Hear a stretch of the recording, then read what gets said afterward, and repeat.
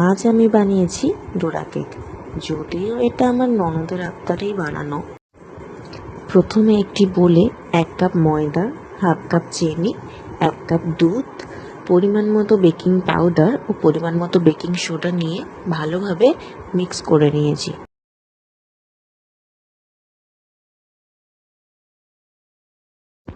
এবার ওভেনটা অন করে তাওয়াতে তেল ব্রাশ করে 1 চামচ করে ওই ব্যাটারটা ঢেলে দিয়েছি।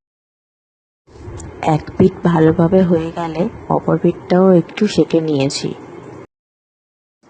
একই রকমভাবে সবকটি প্যানকেক বানিয়ে নিয়ে দুটি প্যানকেকের মাঝে চকলেট সিরাপ লাগিয়ে দিয়েই তৈরি হয়ে যাবে আমাদের ডোরা কেক।